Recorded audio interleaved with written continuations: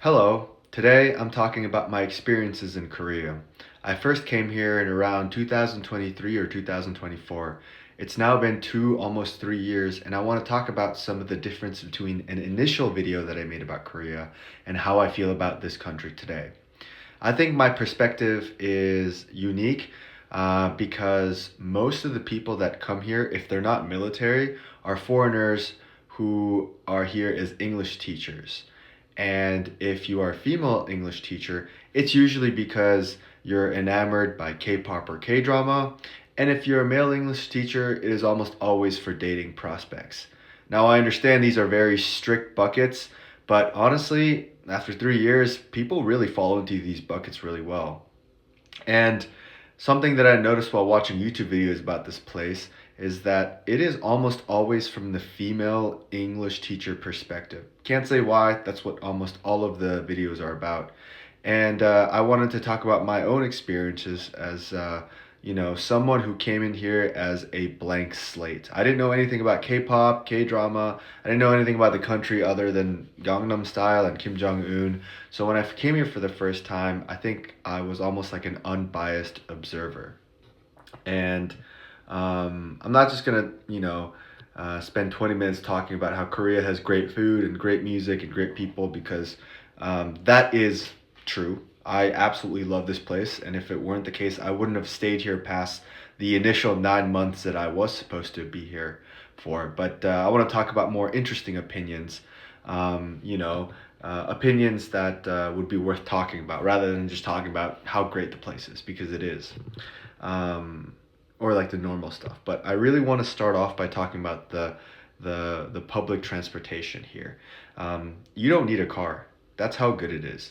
And the United States is almost the opposite in that regard, in that everywhere you go, you must have a vehicle. Otherwise, you could use a bus or a taxi, but for anyone who lives in the US, you know that's just not going to fly. In Korea, it's the opposite, where you would need a reason to have a car, especially if you live in a large metropolitan area like Seoul, the area that I'm the most familiar with. Having a car is actually an inconvenience because you have to pay parking fees, highway fees, and always have to figure out how to navigate it through the city.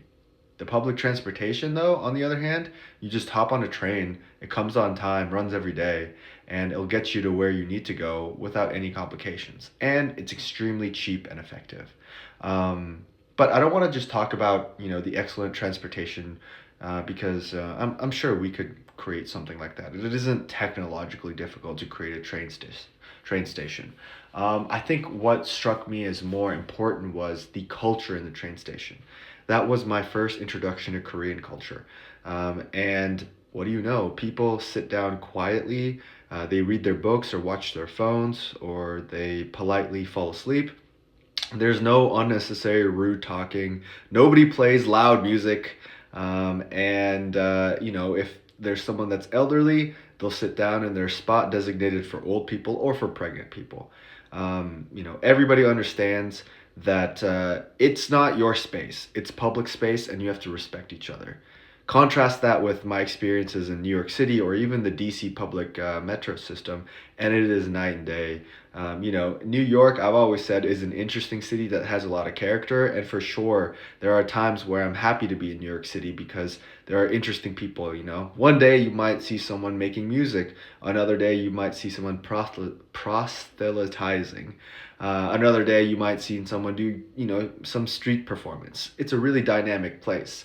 But that doesn't mean all of the negatives are washed away. There's a lot of crazy people in the New York subway. You'll see tweakers, you'll see people defecating on the streets, peeing on the streets, and it is very common to have people loudly yell at each other and start fighting. And growing up in the US, it's almost accepted. Like, oh, there's going to be crazy people that do that. We don't have to accept that. I live in right now, living in South Korea, I live in a place where that would absolutely not be the norm. There are no tweakers. There are no crazy homeless people. I'm sure there are in some parts of the country, but on a day-to-day basis, no. And the average person is certainly not shouting. They're listening to their headphones. It's just so civilized. And I think one of the mistakes we make as Americans is We're always taught that we're a mighty nation, and you take a look at the military or the GDP. Surely we're a rich country, but there's more to a country than just your GDP or your PPP or whatever it is. Culture makes a huge difference on the quality of life that you live, and though there are negatives to Korean culture, and we can talk about that more later, one of the undeniable good parts is that there is a deep respect that starts with public spaces. I wish we had that.